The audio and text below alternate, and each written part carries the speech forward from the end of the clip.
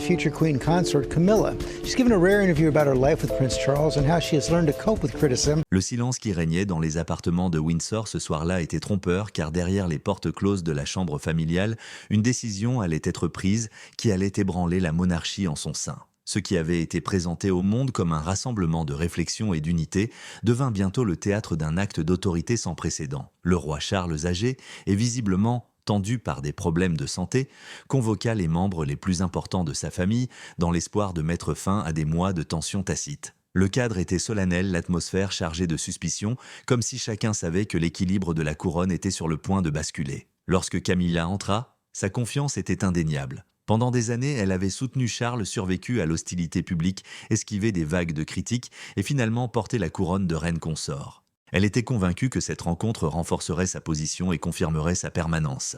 Le léger sourire sur ses lèvres suggérait une certaine assurance, mais le silence de ceux qui l'entouraient était un avertissement qu'elle ne prêta pas attention. William et Catherine se déplaçaient à l'unisson, leur posture ferme et leurs expressions gravées dans la pierre, sans manifester leur reconnaissance à Camilla. La princesse Anne était assise avec son calme stoïque habituel, les yeux fixés sur son frère, ne trahissant aucune de ses pensées, mais rayonnant de la certitude d'une femme qui avait longtemps anticipé ce moment. La tension devint insoutenable lorsque Charles s'éclaircit enfin la gorge. C'était un geste modeste mais qui portait le poids de siècles de monarchie. Tous les regards se tournèrent vers lui, assis frêle mais inflexible, le regard brûlant de clarté. Sa voix trembla un instant avant de se stabiliser. Avec des mots qui résonneraient au-delà de ses murs, il déclara que Camilla ne porterait plus le titre royal. Le silence qui suivit fut assourdissant, empli d'incrédulité et d'humiliation. La main de Camilla agrippa la table comme pour se protéger d'une tempête qu'elle n'avait pas vue venir. La mâchoire de William se crispa. Catherine baissa les yeux, mais laissa une lueur de satisfaction traverser ses lèvres, et Anne hocha légèrement la tête comme pour confirmer que son frère avait enfin agi conformément à son devoir. La décision n'était pas spontanée. Elle était l'aboutissement de décennies de suspicions enfouies, de conflits personnels et de luttes pour concilier tradition et attentes changeantes du public. Ce qui semblait être un mariage d'unité avait longtemps été marqué par des querelles privées et des désaccords sur le pouvoir et le protocole. Charles avait beaucoup toléré, mais sa patience avait été mise à rude épreuve, l'influence de Camilla dépassant les rôles cérémoniels pour s'étendre à des domaines traditionnellement protégés par la lignée des Windsor. Son insistance à élever sa propre famille au rang des affaires royales, son contrôle croissant sur les œuvres caritatives et son ambition de façonner le discours de la couronne menaçaient de plus en plus l'intégrité de la monarchie. Depuis des mois, des observateurs du palais murmuraient que Charles semblait acculé, tiraillé entre sa loyauté envers son épouse et son obligation de protéger l'institution qui définissait sa vie. Les mises en garde discrètes de Catherine ajoutèrent du poids à ses doutes. Elle lui rappela que la tolérance du public envers Camilla était fragile et que le souvenir de Diana continuait de projeter une ombre longue et impitoyable. William renforça ce message en prenant ses distances avec les initiatives de Camilla, veillant à ce que le futur héritier ne lie pas sa réputation à elle. Le dévouement indéfectible de la princesse Anne à la tradition servit de signal supplémentaire. Elle ne porterait jamais ouvertement atteinte à Camilla, mais son silence et son détachement froid portèrent leurs fruits. Ce soir-là, toutes les fractures convergeaient vers un acte décisif. Charles paraissait peut-être fragile, mais sa détermination emplissait la salle d'autorité. La vue de ses mains tremblantes ne faisait qu'amplifier la gravité de son acte, car la faiblesse de son corps contrastait fortement avec la force de son commandement. Pour Camilla, c'était une trahison et une humiliation infligée de la manière la plus cruelle devant la famille eux-mêmes qui avait toujours douté d'elle. Pour Guillaume et Catherine, c'était une justification l'affirmation que l'avenir de la couronne était préservé d'une dangereuse distraction. Pour Anne, c'était l'accomplissement de sa vigilance de longue date sur la pureté de la monarchie.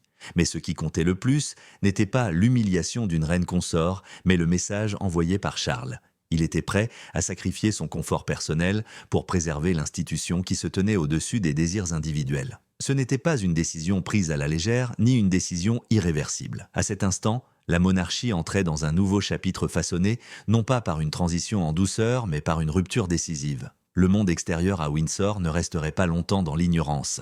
Des rumeurs circulaient déjà dans la presse sur des tensions croissantes entre Charles et Camilla. Les tabloïds britanniques spéculaient sur des désaccords concernant la préséance cérémonielle, tandis que des médias internationaux comme Reuters et la BBC notaient l'évolution de la dynamique entre Catherine et Camilla. L'accueil réservé à Camilla par le public lors de ses apparitions alimentait ses récits. Chaque silence gêné de la foule était plus préjudiciable qu'une protestation ouverte. Charles, sensible à la dépendance de la monarchie, à la confiance du public, savait que l'inaction risquait de laisser l'indifférence pourrir la couronne de l'intérieur. Le poids de ses forces pesait lourdement sur lui lorsqu'il fit sa déclaration. La monarchie avait déjà connu des scandales, mais rarement un monarque régnant avait agi avec autant de brutalité au sein de sa propre famille. Il ne s'agissait pas d'un simple conflit privé, mais d'un acte de survie pour la couronne elle-même. Le silence qui suivit ces paroles n'était pas la paix, mais le début d'une tempête. Le visage de Camilla trahissait la désolation, mais derrière la douleur se cachait une lueur de fureur, suggérant que la bataille était loin d'être terminée. La famille resta figée, consciente que la fracture révélée ce soir aurait des conséquences bien au-delà des murs du palais. La question restait en suspens tandis que la salle retombait dans le silence. Charles avait-il sauvé la monarchie par sa décision impitoyable ou avait-il déclenché une nouvelle guerre qui pourrait la déchirer ? Dans les jours et les semaines qui précédèrent la confrontation de Windsor, les fissures au sein du palais s'étaient élargies jusqu'à devenir des fractures visibles. Ce qui de l'extérieur ressemblait à un mariage cimenté par l'unité était en réalité une alliance fragile mise à rude épreuve par des ambitions concurrentes. Charles avait enduré des années de rumeurs sur l'influence croissante de Camilla au cœur des affaires royales et bien qu'il ait autrefois défendu sa présence avec détermination la patience d'un monarque a des limites lorsque la couronne elle-même commence à se sentir menacée. Ces tensions n'ont pas éclaté soudainement, elles se sont accumulées couche après couche, dissimulées derrière des sourires polis, des apparitions répétées et des cérémonies soigneusement chorégraphiées. Les premiers signes de malaise apparurent peu après l'accession de Charles au trône. Camilla, dont la réputation passait du scandale à la résilience aux yeux du public, commença à affirmer son autorité de manière subtile mais indéniable. Les désaccords sur la préséance lors des cérémonies, les disputes protocolaires et les disputes sur le contrôle des patronages royaux se transformèrent rapidement en luttes d'influence plus profondes. Charles, profondément attaché à la tradition, s'inquiéta lorsqu'elle insista trop, sentant que chaque concession risquait de défaire le tissu fragile qui maintenait la monarchie intacte. Pour lui, le protocole n'était pas une simple formalité, mais l'échafaudage même d'une institution dont la survie dépendait de sa continuité. Les efforts de Camilla pour une plus grande visibilité, notamment auprès de ses enfants et de sa famille, furent perçus non pas comme un mélange de familles, mais comme un empiètement sur un territoire exclusivement réservé à la lignée des Windsor. Pour le personnel du palais, ces problèmes dépassaient de simples querelles domestiques. Ils représentaient l'affrontement de deux visions de la monarchie. L'une était ancrée dans des siècles de devoirs rigides et de préséances hiérarchiques, tandis que l'autre était façonnée par l'ambition et le désir de laisser un héritage personnel. Chaque fois que Camilla tentait d'élever sa famille ou d'orienter ses ressources vers des causes plus en phase avec son nom, que la couronne, le mécontentement se propageait au sein du cercle restreint. Les administrateurs et les mécènes de longue date des œuvres caritatives royales se plaignaient discrètement de l'influence de plus en plus prépondérante de la reine consort. Des rapports parvinrent à Charles selon lesquels ses actions étaient interprétées comme égoïstes et bien que le public fût tenu à l'écart, les initiés percevèrent le danger avec une clarté croissante. À ces luttes privées s'ajoutait le rôle discret mais puissant joué par Catherine. Contrairement à Camilla, elle incarnait l'équilibre délicat entre respect de la tradition et modernisation en douceur qui trouvait un écho auprès des jeunes générations. Les observateurs du palais remarquaient sa capacité naturelle à imposer le respect sans recourir à la force et son intuition que la survie de la monarchie ne dépendait pas de la domination mais de la confiance.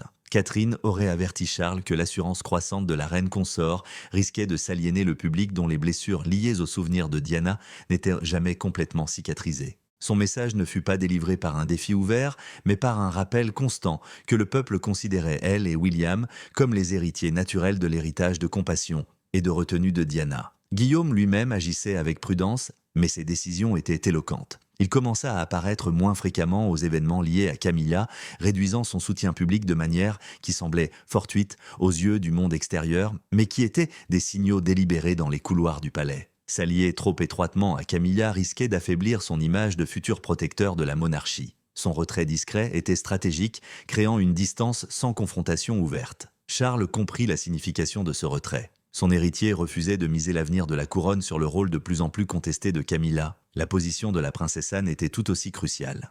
Bien qu'elle n'ait jamais ouvertement contesté Camilla, son silence inébranlable était révélateur. Ceux qui connaissaient le mieux Anne comprenaient que sa retenue n'était pas de l'ignorance, mais de la désapprobation. Son dévouement au devoir et à la tradition laissait peu de place à l'ambition personnelle, et elle considérait avec suspicion les tentatives de Camilla de contourner le protocole. Les signes subtils de résistance d'Anne ajoutèrent de la pression sur Charles, lui rappelant que la loyauté envers la couronne devait rester absolue, même face aux liens personnels. Ensemble, ces dynamiques créèrent un environnement dangereux. Le palais, qui reflétait autrefois l'unité, était désormais divisé en factions silencieuses. Charles se retrouva au centre, acculé par les murmures de Catherine, la distance de Guillaume, le scepticisme d'Anne et les critiques croissantes des clients et du personnel. L'harmonie de façade demeurait intacte pour les caméras, mais derrière les portes closes, chaque regard, chaque absence, chaque silence poli portait le poids de la désapprobation. Hors des murs du palais, le mécontentement trouva un écho dans la presse. Les journaux avaient longtemps spéculé sur une relation tendue entre Camilla et d'autres membres de la famille royale, mais leurs spéculations commençaient à se confirmer. Les apparitions publiques révélaient une foule moins enthousiaste, les applaudissements polis des années précédentes ayant cédé la place à un silence gêné. En Grande-Bretagne, le silence du public avait plus de poids qu'une protestation ouverte car il suggérait l'indifférence. Et pour une monarchie qui prospérait grâce aux fastes et aux cérémonies, l'indifférence était une condamnation à mort. Des médias internationaux comme Deutsche Welle et Reuters rapportèrent ces subtils changements de ton, les présentant comme les signes d'une agitation plus profonde.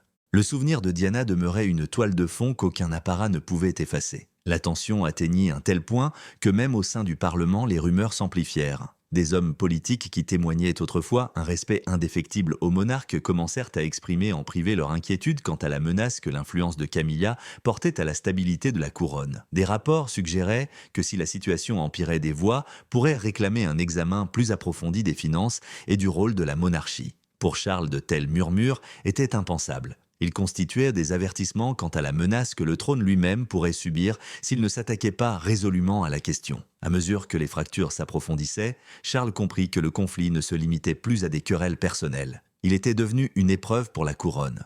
Son mariage, autrefois considéré comme un symbole de seconde chance, se transformait en le plus grand handicap de son règne. Plus Camilla tentait de s'affirmer, plus elle s'isolait, et plus le reste de la famille royale se ralliait dans une opposition subtile mais manifeste. La confrontation de Windsor ne fut donc pas une explosion soudaine, mais l'aboutissement d'années de manœuvres subtiles, d'avertissements discrets et de distanciation stratégique. Ce fut le moment où toutes les failles privées éclatèrent au grand jour. En dépouillant Camilla de son titre, Charles brisa l'illusion d'unité qui avait longtemps masqué la vérité. Pourtant, même si son acte décisif réduisit le silence, il souleva une autre question.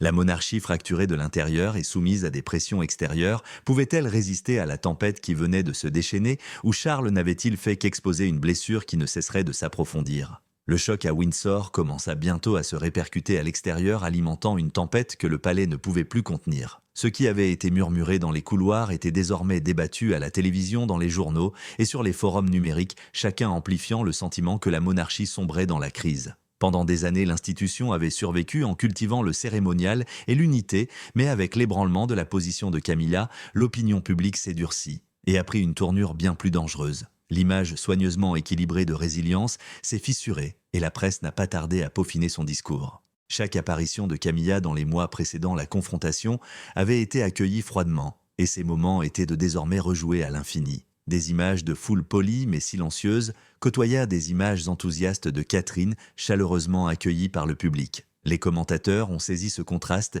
y voyant la preuve que la nation était lasse de Camilla et prête à accueillir Catherine comme le symbole naturel de la continuité. Pour une monarchie qui se nourrissait de spectacles et d'applaudissements, le silence était interprété comme un rejet. Les analystes de Reuters ont noté que si la cote de popularité de Camilla avait stagné, celle de Catherine était en constante hausse, de nombreux Britanniques la considérant comme la force stabilisatrice la plus importante de la famille royale. Le souvenir de Diana a amplifié ce changement.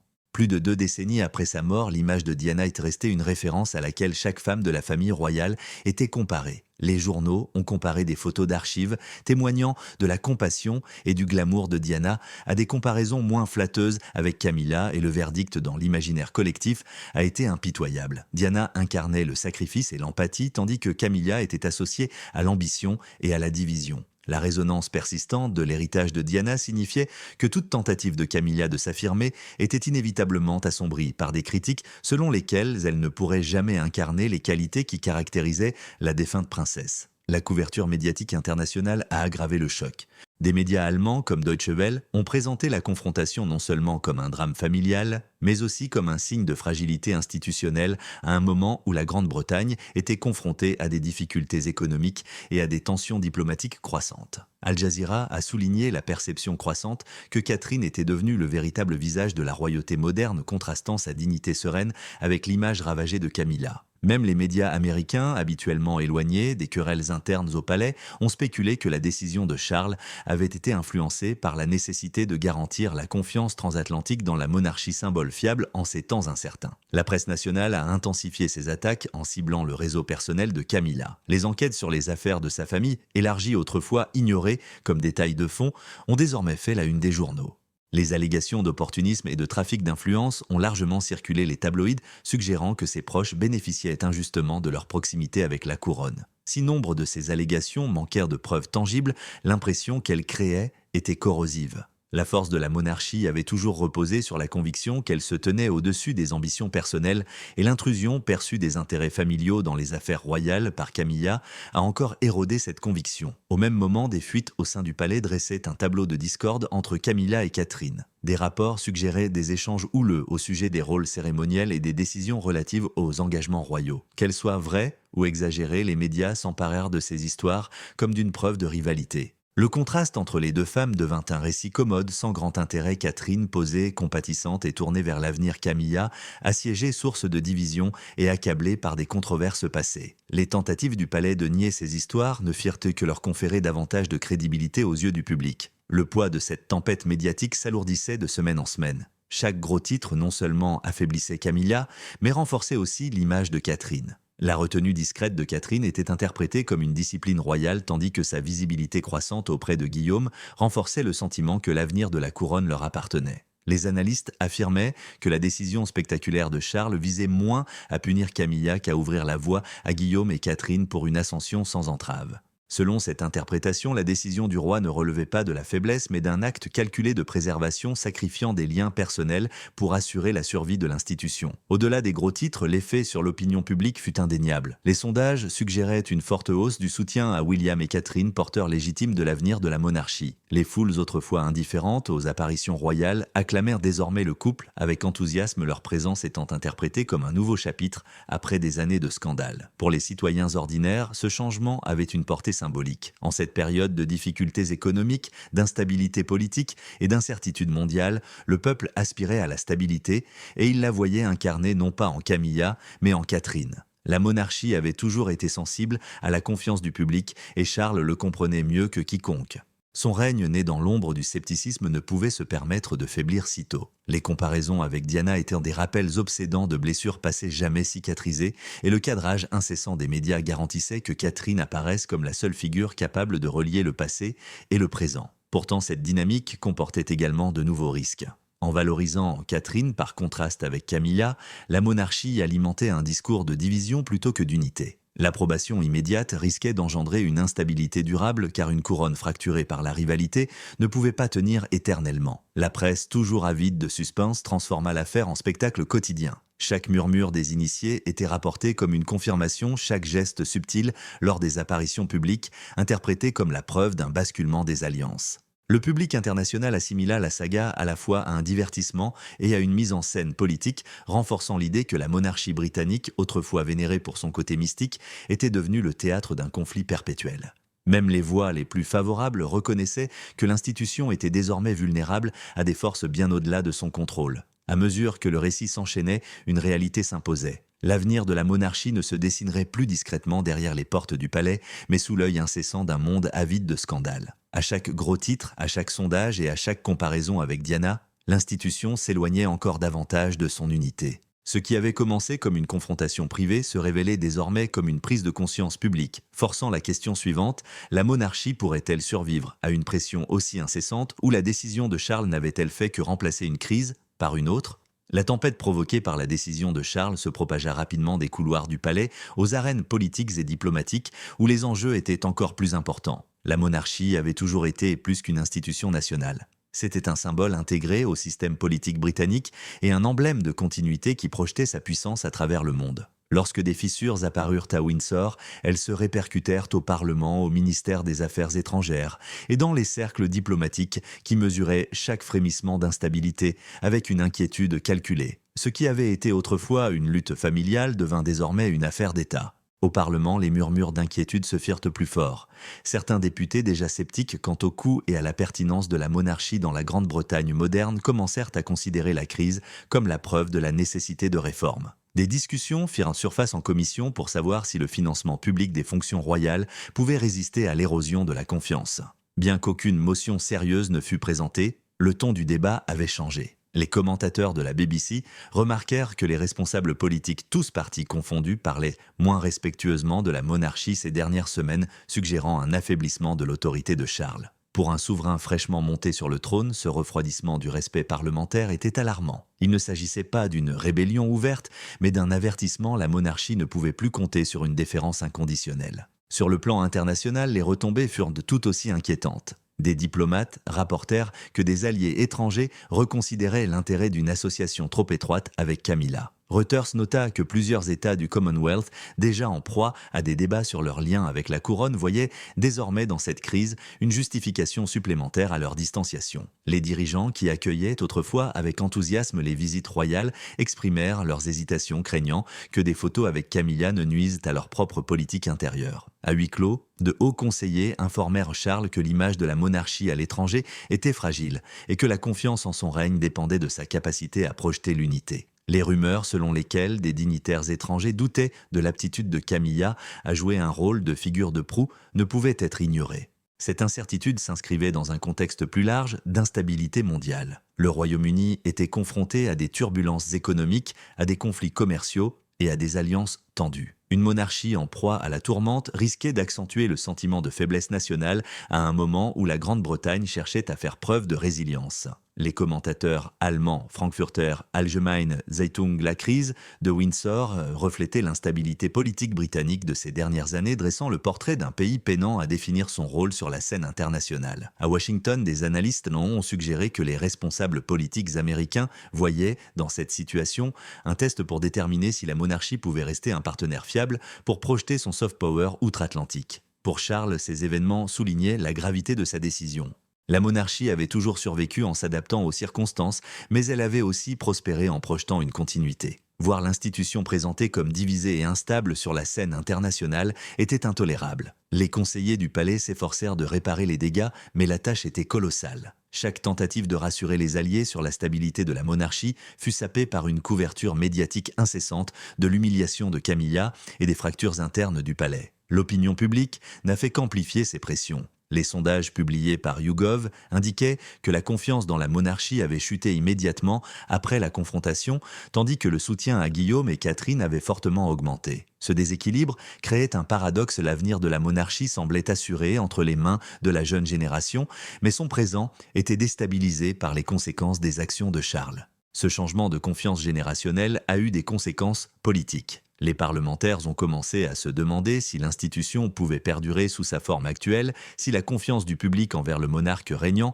s'affaiblissait tandis que ses successeurs inspiraient la loyauté. Dans ce contexte, le rôle de Catherine prit une importance croissante. Ses apparitions lors d'événements publics furent délibérément orchestrées par les stratèges du palais afin de contrebalancer l'attention négative portée à Camilla. Chaque photographie de son attitude calme, chaque discours prononcé avec assurance, était perçu comme une forme de réconfort pour le public et les observateurs internationaux. Les commentateurs, le Times Hill, a fait remarquer que Catherine était devenue la diplomate la plus efficace de la monarchie, incarnant les qualités que les Alliés souhaitaient en voir chez le leader symbolique britannique. Elle ne se contentait pas de soutenir Guillaume. Elle stabilisait une institution assiégée. La position de la princesse Anne a également eu un poids au-delà des cercles familiaux. Connue internationalement pour son dévouement, le soutien discret d'Anne à son frère a rassuré les traditionalistes sur le fait que la couronne avait toujours des gardiens ancrés dans ses valeurs les plus anciennes. Sa loyauté a rappelé aux observateurs que tous les membres de la famille n'étaient pas fracturés et que la résilience de la monarchie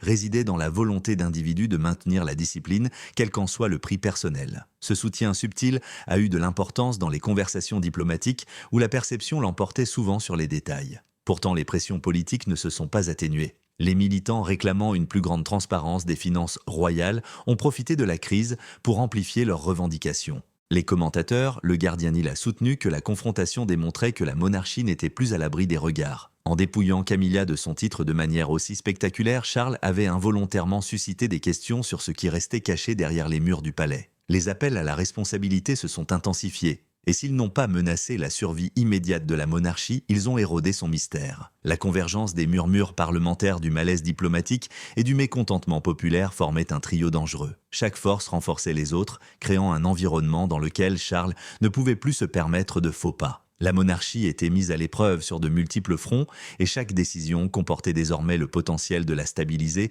ou de la déstabiliser davantage. Pendant des siècles, la couronne avait survécu aux guerres, aux abdications et aux scandales, mais cette crise était unique par son timing. Elle survenait à un moment où le monde était moins indulgent, où la surveillance internationale était immédiate et où la légitimité de la monarchie elle-même était de plus en plus remise en question. Tandis que ses conseillers s'efforcèrent de gérer les conséquences de l'incident, Charles se retrouva confronté à une réalité dérangeante. En retirant le titre de Camilla, il avait agi pour protéger la monarchie d'une menace, mais ce faisant, il l'avait exposée à de nouveaux dangers. Les alliés politiques devinrent prudents, les partenaires étrangers hésitaient et la confiance du public devint précaire. L'affrontement de Windsor n'était plus une affaire de famille, il s'agissait de la survie de l'État. Et tandis que la pression montait de toutes parts, une question se posait avec acuité, la monarchie pourrait-elle traverser cette tempête sans se briser sous le poids du doute politique et diplomatique?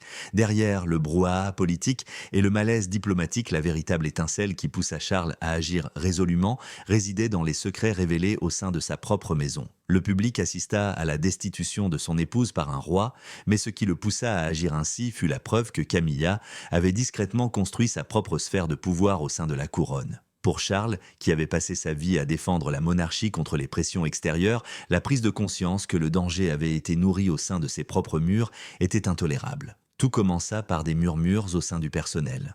Des réunions se tenaient hors du calendrier officiel et de nouveaux visages inconnus du cercle de confiance des conseillers commencèrent à apparaître dans les conversations sur les projets royaux. Leur rôle était de flou, mais leur influence semblait s'étendre. Lorsque des bribes d'informations parvinrent à Charles, il hésita d'abord à agir. Il avait défendu Camilla contre les critiques pendant des décennies, et la soupçonner de le saper lui semblait trahir leur lien. Pourtant, les preuves s'accumulaient avec une clarté troublante. La découverte la plus accablante prit la forme d'un projet de discours. Il n'avait jamais été prononcé publiquement, mais son intention était indéniable. Rédigé avec soin, le texte présentait Camilla non seulement comme une consort solidaire, mais aussi comme une figure centrale dont la famille méritait un rôle reconnu dans l'histoire de la monarchie. Il ne s'agissait pas simplement d'un appel à la reconnaissance, c'était une tentative d'intégrer sa lignée dans la trame de la succession, une démarche que Charles considérait comme une atteinte directe au caractère sacré de la lignée des Windsor. Pour lui, c'était plus qu'une ambition. C'était une trahison en esprit, sinon en droit. Des documents portant le nom de Charles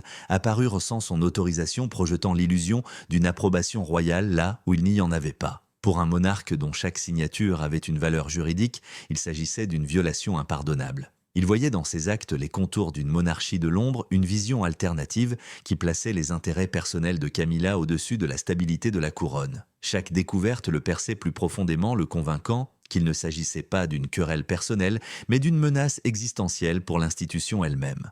La princesse Anne joua un rôle essentiel pour révéler cette affaire. Connue pour son dévouement indéfectible, elle recueillit des témoignages et les présenta à son frère avec une clarté crue que personne d'autre n'osait reproduire.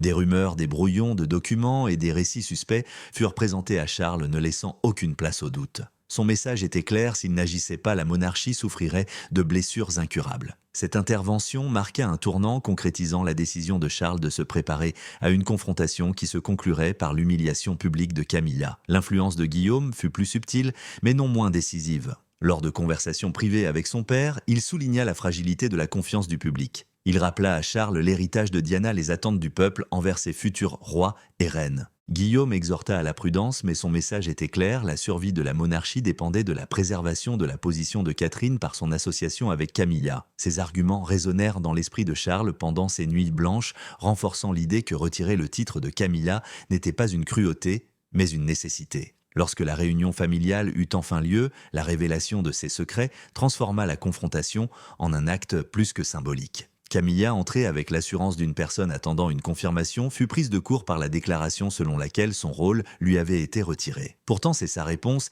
qui stupéfia encore davantage la famille. Au lieu de céder au poids de la tradition, elle explosa de fureur, menaçant de révéler les lettres, conversations et confidences cachées qu'elle avait accumulées au fil des ans. Elle leur rappela avec une acuité qui réduisit l'assemblée au silence qu'elle avait été plus qu'une consort. Elle avait été une gardienne de secrets, et des secrets entre de mauvaises mains pouvaient réduire la monarchie en cendres. Son avertissement avait des conséquences dévastatrices. Parmi ces secrets figuraient des rumeurs de lettres échangées lors du premier mariage de Charles, des conversations intimes qui n'avaient jamais été destinées à être rendues publiques et des témoignages sensibles de tensions familiales. La simple idée que ces documents puissent être divulgués faisait frémir la salle. Les scandales royaux avaient toujours été contenus, mais une brèche de cette ampleur menaçait de briser la façade de stabilité soigneusement construite sur laquelle la monarchie comptait. À cet instant, l'humiliation de Camilla se transforma en menace. Sa fureur transforma la confrontation en impasse, la couronne elle-même étant en jeu. Les membres de la famille présents restèrent silencieux, chacun comprenant l'ampleur de la menace. Le regard d'Anne se durcit, la mâchoire de William se crispa, et l'expression calme de Catherine trahissait une pointe de malaise. Personne n'osa répondre car chaque mot risquait d'aggraver le péril. Le palais avait toujours survécu grâce au secret. Son mystère reposait sur le maintien de limites que le public ne pouvait que spéculer mais jamais complètement franchir. La menace de Camilla était d'utiliser ces mêmes limites comme une arme, de transformer des vulnérabilités privées en armes publiques. On ne savait pas si elle avait l'intention de passer à l'acte ou si elle bluffait par désespoir, mais cette possibilité suffisait à terrifier même les conseillers les plus aguerris. Lorsqu'elle quitta la maison royale avec fracas, elle comprit que cette crise avait franchi une ligne sans retour. Ce n'était plus une question de titre ou d'image publique. C'était une guerre de secrets et la survie de la monarchie dépendait désormais de la capacité de Camilla à mettre ses menaces à exécution. Charles avait décidé de protéger la couronne, mais les conséquences de cette décision ouvraient un nouveau champ de bataille. Le plus grand danger pour l'institution n'était plus la critique extérieure mais la trahison intérieure. Au lendemain de l'incident, ses conseillers se sont empressés d'évaluer les risques. Combien de documents Camilla possédait-elle? Jusqu'où irait sa colère? Le palais pourrait-il contenir les dégâts si même des fragments de ses secrets parvenaient à la presse? Chaque question portait le poids de la confiance d'une nation. Ce qui avait commencé comme un acte d'autorité décisif s'était transformé en un pari risqué, rendant la monarchie plus vulnérable que jamais. La confrontation se termina dans le silence, mais les conséquences se déchaînèrent comme une tempête dans tous les couloirs du palais. Quelques minutes après le départ de Camilla, des conseillers furent convoqués pour évaluer la situation et se préparer à une crise qui ne pouvait plus se limiter aux murs de Windsor. La décision du roi était définitive, mais ses implications étaient explosives, menaçant de fracturer à la fois le cœur de la monarchie et son image internationale. Ce qui avait commencé comme une querelle familiale était désormais une urgence d'État. Les principaux conseillers se réunirent dans des cabinets privés débattant de la marche à suivre immédiate. Le palais devait-il nier la confrontation, tenter de l'atténuer par une correction mineure au protocole ou confirmer purement et simplement que Camilla avait été déchue de son titre? Chaque choix comportait des risques. Un déni s'effondrerait dès que Camilla s'exprimerait publiquement. Un récit soigneusement élaboré risquait d'insulter l'intelligence d'un public déjà sceptique quant à la transparence royale. Une confirmation ouverte, même brutalement honnête, entraînerait une humiliation de la monarchie d'une ampleur sans précédent. La lourde charge du choix incombait aux plus proches conseillers de Charles, qui comprenaient qu'un faux pas pouvait faire s'effondrer le fragile équilibre qui maintenait la couronne. Pendant ce temps, les menaces de Camilla planaient comme un nuage d'orage. La possibilité qu'elle divulgue des lettres personnelles, des conversations confidentielles ou des documents privés pesait lourdement sur le palais. Les conseillers parlaient à voix basse des dommages que de telles révélations pourraient causer si elles faisaient la une des journaux internationaux. Il ne s'agissait pas du scandale habituel d'un faux pas public. C'était le spectre d'une trahison intérieure capable de démêler des décennies de mystères soigneusement entretenus. Chaque erreur de jugement passé, chaque différend privé, chaque signe de vulnérabilité pouvait être révélé, laissant la couronne sans défense face à l'indignation publique. Dans ce climat de peur, Guillaume apparut comme une force stabilisatrice. Il insista pour que le palais redéfinisse la crise comme un acte de courage, présentant la décision de Charles comme un sacrifice consenti pour protéger l'avenir de la monarchie. En déplaçant le récit du scandale vers le renouveau, la famille put reprendre le contrôle de l'histoire. Catherine devint le cœur de cette stratégie. Sa dignité discrète lors de ses apparitions publiques contrastait fortement avec la fureur de Camilla, offrant au peuple l'image d'une continuité sereine. Chaque photographie de Catherine lors de ses engagements posés et gracieuse renforçait le sentiment qu'elle était la gardienne légitime de l'avenir de la monarchie. Les commentateurs observèrent que sa présence rassurait non seulement le public britannique, mais aussi le public international qui suivait avec un malaise croissant. Le rôle de la princesse Anne fut moins visible, mais tout aussi crucial. Connue pour son dévouement indéfectible, elle renforça la détermination de son frère en privé, lui rappelant que diriger exigeait souvent des décisions que d'autres ne pouvaient bien supporter. Sa loyauté avait un poids symbolique au sein du palais, signalant que tout n'était pas fracturé et que la tradition avait encore ses gardiens. Son soutien donna de la force à Charles à une époque où son autorité semblait fragile et contribua à rallier ceux qui, au sein de l'institution, hésitaient à accepter l'audace du roi. Pourtant, malgré ce soutien, les retombées étaient inévitables. La nouvelle de la confrontation se répandit rapidement, se répandant dans les journaux et sur les plateformes numériques en quelques heures. Le public fut stupéfait. Pour la première fois de mémoire d'homme, un monarque régnant avait ouvertement déchu son épouse de son titre, un geste qui brisa les illusions d'unité. Les analystes se demandaient si la décision de Charles reflétait la force ou le désespoir. Certains la saluèrent, la qualifiant de geste courageux pour protéger l'avenir de la monarchie. D'autres la condamnèrent, la qualifiant d'acte imprudent qui révéla les fractures de la famille au pire moment. À l'échelle internationale, la réaction fut mitigée. En Europe, cette décision fut perçue comme la preuve que la monarchie britannique peinait à s'adapter aux attentes modernes de transparence et de responsabilité. Aux États-Unis, la couverture médiatique souligna l'influence durable du souvenir de Diana, présentant la décision de Charles comme un retour tardif au passé. Dans les pays du Commonwealth, les dirigeants se demandèrent si leur lien avec la couronne devait perdurer compte tenu de son apparente instabilité. Pour une monarchie qui prospérait grâce à son pouvoir symbolique sur tous les continents, cette érosion de confiance fut profondément préjudiciable. Au sein du palais, la stratégie se concentrait sur la promotion de Guillaume et Catherine. Leur image de couple porteur de la couronne devint la clé de voûte de leur rétablissement. Chacune de leurs apparitions était chorégraphiée pour mettre en avant la compassion, l'unité et la stabilité. Les commentateurs notèrent que plus l'absence de Camilla se faisait sentir, plus Guillaume et Catherine apparaissaient de fort. C'était comme si la monarchie avait transféré son poids sur la génération suivante du jour au lendemain. Pourtant, cette dépendance à leur image était également source de risques. En définissant l'avenir avec autant de précision autour d'eux, la monarchie laissait peu de place à l'erreur, liant sa survie à leur capacité à rester à l'abri des scandales. Camilla, cependant, n'en avait pas fini. Déchue de son titre et humiliée publiquement, elle laissa entendre par des intermédiaires qu'elle ne garderait pas le silence. La possibilité qu'elle dévoile des secrets demeurait une menace constante.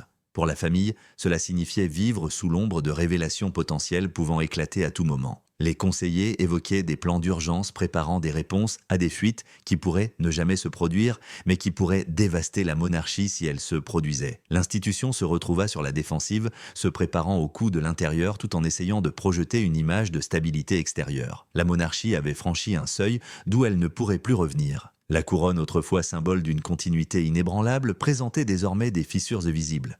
La confiance du public vacillait, les alliés politiques devenaient prudents et les partenaires internationaux hésitaient. La décision de déchoir Camilla de son titre avait peut-être protégé l'avenir immédiat, mais elle exposait également l'institution à des vulnérabilités inédites à l'époque moderne. Pour Charles, le prix à payer pour préserver la monarchie était une dévastation personnelle. Pour Guillaume et Catherine, la responsabilité d'incarner son avenir s'alourdissait. Pour la nation, la question demeurait de savoir si la monarchie pouvait résister à de telles turbulences ou si ce moment marquait le début d'un lent déclin. Alors que la poussière retombait, une vérité s'imposait. La monarchie ne serait plus jamais la même. La décision prise dans les couloirs silencieux de Windsor avait remodelé l'institution, la définissant non pas par l'unité mais par la fracture, non pas par la seule tradition mais par la survie à une époque de surveillance implacable. Que l'histoire juge Charles comme un protecteur de la couronne ou comme le monarque à l'origine de sa plus grande crise dépendrait de la suite. La couronne avait traversé des siècles de tempêtes, mais son avenir reposait désormais sur un terrain fragile.